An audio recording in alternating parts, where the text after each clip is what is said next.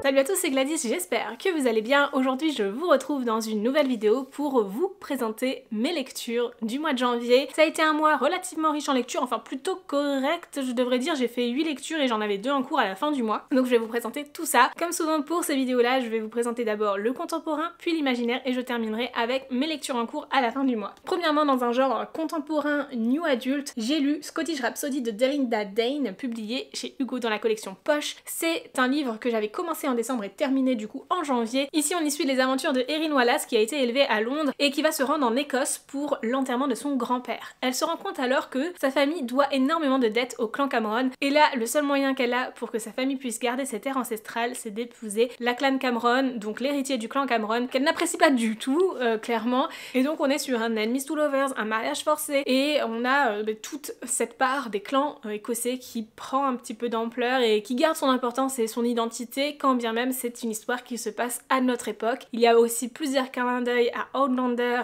et de manière générale à l'Écosse, donc ça c'est vraiment super chouette puisque ça nous fait voyager, ça nous plonge vraiment dans ce cadre écossais. Par contre du côté de la romance j'ai trouvé que c'était beaucoup trop rapide. Ça se veut être un Enemies to Lovers mais c'est un petit peu trop rapide pour que ce soit vraiment crédible en tant que Enemies to Lovers, et en même temps je trouve que les personnages n'ont pas été suffisamment approfondis ici pour vraiment s'y attacher. Bref, il y a du potentiel, j'ai passé un bon moment de lecture, même un très bon moment de lecture, mais c'est pas non plus excellent et voilà, il y a quelques petits défauts. J'ai trouvé aussi que c'était un petit peu trop explicite à mon goût, donc si jamais vous n'aimez pas trop les romans explicites, passez votre chemin sur celui-ci je pense. J'ai également lu Bodyguards de Laura S. Wilde, donc le tome 2 Cruise, publié chez Hugo Roman également. Ici c'est l'histoire de Cruise Westwood, donc un des gardes du corps de la famille Westwood, qui va se retrouver à protéger Eve, une célèbre mannequin, et j'ai adoré cette histoire où on va avoir cette romance qui va se tisser petit à petit entre Eve et Cruise. Pendant très longtemps Cruise va être vraiment très réticent à aller vers Eve et va vraiment contenir tous ses sentiments en se disant bah non, faut que ça reste professionnel, et ça franchement j'ai trouvé que c'était très bien amené et la transition se fait très bien entre les deux, donc vraiment top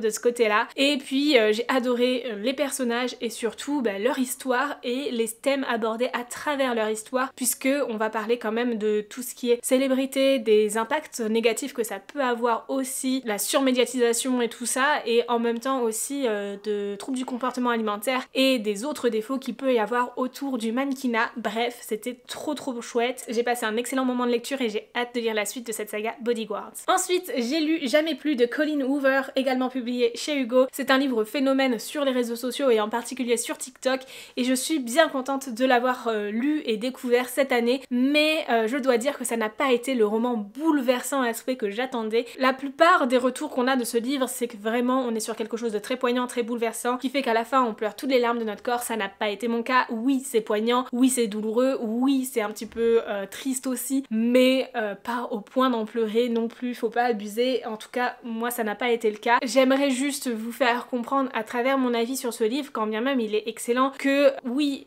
on a beau entendre énormément de choses hyper positives sur un livre, on peut tous le ressentir différemment, et c'est pas parce que quelqu'un a pleuré voilà à chaudes larmes en lisant un livre que ce sera forcément notre cas, donc il faut quand même relativiser un petit peu nos attentes par rapport au livre que l'on lit. Et Jamais plus, c'était quand même une superbe histoire, l'histoire de Lily Bloom qui rencontre un homme et qui tente de refaire sa vie, de croire enfin en l'amour alors que elle a toujours été témoin des violences conjugales que sa mère a subies toute sa vie, et surtout que elle a été un peu séparée de manière abrupte de son amour d'enfance, enfin d'adolescente. Elle s'en est jamais vraiment remise. On va avoir du coup une histoire en double temporalité où on va suivre Lily dans sa vie de femme actuelle, où elle se lance dans sa nouvelle relation, où elle va entreprendre aussi de créer sa boutique de fleuriste, mais en même temps on a aussi cette histoire plus dans le passé à travers son journal intime qu'elle va relire et se replonger dans son histoire du coup avec Atlas qu'elle avait du coup en tant qu'adolescente, sauf que rien ne va se passer comme prévu. C'est vraiment une superbe histoire qui aborde avec justesse les violences conjugales, et ça peut être un thème sensible pour certaines personnes, mais c'est vraiment super bien traité ici, et ça fait du bien aussi de voir certains livres qui vont dénoncer les relations toxiques et violences conjugales qu'il peut y avoir. Et j'ai également lu la suite de Jamais plus, donc À tout jamais, de la même autrice, toujours chez Hugo. À tout jamais, ça a été un petit bonbon, un petit livre tout doux, tout mignon, et qui est vraiment une suite un peu douce pour ces personnages que l'on découvre dans Jamais Plus. Et franchement ça fait du bien d'avoir une fin de livre comme ça. Honnêtement je l'ai préféré au premier tome, mais peut-être parce que je les ai enchaînés, peut-être parce que ça mettait aussi le point final à cette histoire sur une note positive, mais je peux comprendre que ce livre fasse un petit peu fan service puisque l'autrice l'a écrit vraiment pour ses fans suite à l'engouement sur TikTok, et elle le dit à la fois au début du roman et à la fin du roman. Ça fait un petit peu trop. Quand on lit les notes de l'autrice, vraiment on se dit qu'elle n'avait sûrement pas envie de l'écrire. Pourtant c'est une superbe histoire qui est toute douce, toute mignonne, vraiment. On aborde toujours les mêmes thèmes, on retrouve les mêmes personnages, mais avec vraiment un détachement et une profondeur différente. Là on n'est plus dans le drama, mais vraiment dans la beauté de l'histoire et dans la beauté de la relation amoureuse. J'ai adoré la relation de Atlas et Josh, qui sont donc deux personnages de cette histoire, et j'ai trouvé que c'était vraiment une relation fraternelle mais magnifique malgré tout ce qu'ils ont pu subir et malgré leur passé. Et ouais, je crois que mon personnage préféré c'est Josh, alors que c'est un personnage secondaire de ouf, mais il m'a tellement touchée. Voilà, je vous laisse lire cette histoire pour découvrir ce personnage et comprendre un peu plus pourquoi il a pu me toucher, parce que je peux pas tellement vous en dire plus sinon je vais vous spoiler l'histoire. On passe maintenant à tout ce qui est roman de l'imaginaire, et j'ai lu Petit Complot et Magie Noire de Edwin Jones, donc de Aurore Kopec, et celui-ci c'est le deuxième tome publié aux éditions MXM Booksmark. Alors Edwin Jones c'est vraiment une saga que j'aime énormément, que j'ai découvert du coup là en décembre, et j'ai enchaîné tout de suite avec le tome 2 d'ailleurs que j'avais commencé fin décembre et terminé du coup en janvier, et franchement je suis trop contente d'avoir lu ces aventures d'Edwin Jones. Je crois que le tome 3 sortira d'ici 3-4 mois, enfin bref, dans quelques temps, et j'ai vraiment hâte de lire la suite de ces aventures parce que franchement c'est trop chouette. Ici on est sur de la bitlit, on reprend vraiment tous les codes, si ce n'est qu'on est sur une homo-romance, et je trouve ça vraiment trop cool. Alors la romance est pas trop présente dans le premier tome, mais elle est beaucoup plus dans le deuxième. C'est l'histoire d'Edwin Jones, un enquêteur privé qui va travailler pour la police de First City et va enquêter sur tout ce qui est enquête paranormale, et du coup donc il y a une enquête par tome. On suit donc Edwin Jones de tome en tome, on suit aussi toutes ses relations, qu'elles soient amicales, professionnelles ou amoureuses, qui évoluent au fur et à mesure des tomes, et surtout on a ce fil conducteur qui est centré sur sa magie, puisque Edwin Jones est un empathe depuis très peu, puisqu'au début du premier tome il pense encore être un humain, mais il devient vraiment progressivement empathe et son cœur magique a un problème, il est complètement brisé, et donc il doit tout faire pour le réparer, pour maintenir sa magie en lui et pouvoir vraiment l'exploiter à bon escient. Et franchement mais c'est trop bien, j'aime beaucoup cette trame narrative qu'il y a justement autour de sa magie, et d'après ce que j'en ai compris en discutant avec l'autrice, ce serait surtout la romance et la magie qui serait développée dans les tomes suivants. Cette saga est géniale, allez-y, découvrez-la parce qu'elle vaut vraiment le détour. Toujours aux éditions Bookmark, mais cette fois-ci dans la collection Urban Fantasy, j'ai lu Ivy Wild de Hélène Harper, donc le premier tome quand fainéantise rime avec magie, et c'était une histoire hilarante. On est aussi sur de l'Urban Fantasy, cette fois-ci c'est pas de la bitlit parce que j'ai compris enfin, on me l'a expliqué dans un commentaire d'une autre vidéo où je vous demandais la différence entre Urban Fantasy et bitlit. Je vais vous le dire parce que maintenant je le sais. Alors la différence entre les deux, c'est que la bitlit c'est un sous-genre de l'Urban Fantasy dans lequel on a des créatures qui mordent, donc des loups-garous, des vampires, etc. Mais ici ce sont que des sorciers, donc on est sur de l'urban fantasy. Alors ici on va sur Ivy Wild, qui est une sorcière surdouée mais vraiment fainéante au possible. Suite à un quiproquo, elle va se retrouver liée avec un magicien de l'ordre magique pour mener à bien une mission à laquelle elle n'était pas du tout destinée, puisqu'elle a carrément quitté l'ordre. Ça l'intéressait pas de suivre les règles et d'apprendre la magie, etc. Bref, elle s'ennuyait de fou et ça l'intéressait pas du tout, et du coup elle se retrouve vraiment forcée malgré elle à devoir enquêter sur la disparition d'un grimoire magique très important pour l'ordre, et donc elle va mener cette enquête aux côtés de Raphael Winter, et on est clairement sur du Enemy Stollover slow burn. Il faut tout le tome pour qu'ils se rapprochent, mais c'est génial et on le voit venir, et c'est surtout que Ivy a une répartie mais elle est hilarante, et voilà, j'ai adoré, et je vais lire la suite très bientôt, surtout que les deux premiers tomes sont disponibles en audio sur Nextory, et vous le savez j'écoute beaucoup de livres audio, donc je pense que j'écouterai sûrement la suite de Ivy Wild, c'est fort probable. Et voilà, je suis hyper contente d'avoir enfin sorti ce livre de ma pile à lire, et j'ai vraiment hâte de lire la suite. Donc c'est une trilogie avec en plus de ça un tome compagnon, je crois en ambiance de Noël ou quelque chose comme ça, donc en fait il y a 4 tomes au final. Du côté de l'enquête, du côté du monde magique, tout est très bien développé, il y a encore des choses à découvrir une fois qu'on a fini le premier tome, mais franchement du coup l'enquête se termine vraiment dans ce tome là, et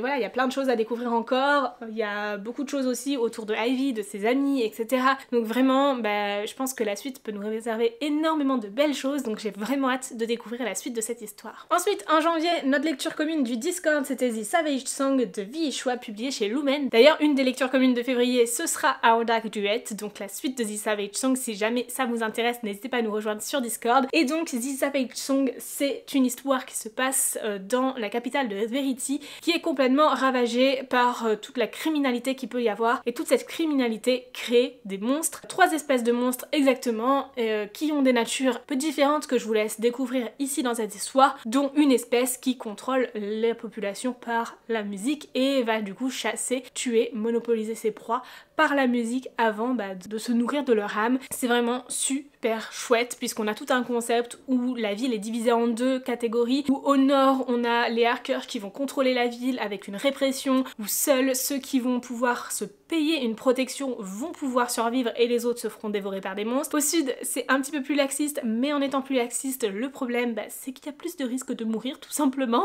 Et ici on va suivre Kate Harker et August Flynn qui sont donc les héritiers de ces 2 clans et qui vont se rapprocher progressivement dans cette histoire. Franchement c'est vraiment super chouette, j'ai adoré la manière dont l'autrice joue avec cette limite entre le bien et le mal, entre l'humanité et la monstruosité. C'est vraiment très bien fait, j'ai beaucoup aimé l'univers et le fonctionnement du système de magie ici, enfin en tout cas des monstres, de comment ils sont faits et tout ça, mais c'est vrai que je pense qu'on aurait pu approfondir un petit peu plus l'univers, combien même, malgré tout. Ça a été un énorme coup de cœur, je suis trop contente d'avoir lu ce livre, j'ai trop hâte de lire la suite et surtout j'aimerais avoir les autres réponses à mes questions dans la suite puisqu'il s'agit d'une duologie, donc normalement je devrais finir cette duologie en ayant toutes les réponses à mes questions et ça, je suis trop contente et j'ai trop hâte. Et j'ai terminé le mois avec une excellente lecture, il s'agit de Absolu, donc Les Mobilisés, le premier tome de cette saga de Margot Dessen, publié aux éditions Big Bang, et franchement je suis trop contente d'avoir lu Absolu. C'est une histoire de dystopie qui se passe sur les ruines de la Pologne et où une chose est enfermée dans la zone qui correspond vraiment à Varsovie sur une carte du monde et qui donc clairement est une ville close. Ici on va suivre du coup des jeunes qui vont être amenés à entrer dans la zone, donc tous les ans il y a une centaine de jeunes qui sont amenés à rentrer dans la zone pour vaincre la chose et personne n'en est ressorti vivant. C'est la 20e génération qui y va et du coup on va suivre ces personnages qui se sentent pas forcément capables d'y arriver mais qui vont tout faire pour, et franchement j'ai trop aimé cette histoire, c'était vraiment super chouette. J'ai adoré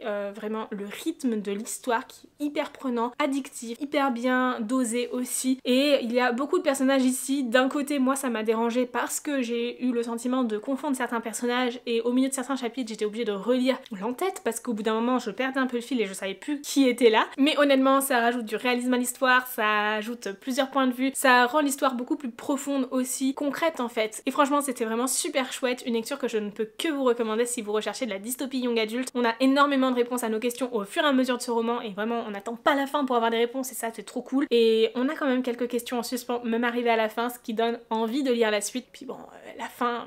Je vous en dis pas plus, mais franchement ça donne vraiment envie de lire la suite. Je finis maintenant avec mes lectures en cours à la fin du mois de janvier et donc je terminerai en février. Premièrement, il y a le tome 2 de Inheritance Games de Jennifer Lynn Barnes, publié chez Pokémon Jeunesse. Il s'agit de la suite des aventures de Avery Grams qui a hérité d'un milliardaire qu'elle ne connaissait pas du tout et va du coup devoir intégrer le manoir Hawthorne où toute la famille de ce milliardaire réside pour essayer d'enquêter, comprendre pourquoi elle est l'héritière principale de cette personne qu'elle ne connaît pas. Et franchement, le premier tome est vraiment super chouette, mais alors le deuxième est vraiment génial. J'adore cette histoire, on a énormément de révélations que je ne vois jamais venir, ou alors je suis pas capable de prédire la suite d'une histoire, je ne sais pas, mais je ne vois pas venir les choses. Il y a beaucoup d'énigmes aussi, c'est hyper prenant. Bref, j'ai hâte de lire le 3e tome de cette trilogie, et il y aura aussi un tome compagnon sur les frères Hawthorne, donc franchement je suis bien contente parce que ça va pouvoir me permettre de me plonger encore plus dans cette histoire pendant encore un petit bout de temps, et c'est tellement chouette que j'ai trop hâte. Ma deuxième lecture en cours c'est Twin Crowns de Catherine Doll et Catherine Weber, publié aux éditions Bayard, et franchement c'est chouette mais c'est pas aussi chouette que ce que j'aurais pensé. Alors je m'explique. C'est un roman young adulte dans lequel on va suivre 2 sœurs qui ont été séparées à la naissance. Elles sont princesses, l'une a été élevée pour devenir l'héritière du trône et vraiment régner sur le peuple, et l'autre elle a été élevée par des sorcières. Elle a été donc séparée de sa sœur parce qu'elle a des pouvoirs magiques, donc on a quand même une répression par rapport à la magie, et et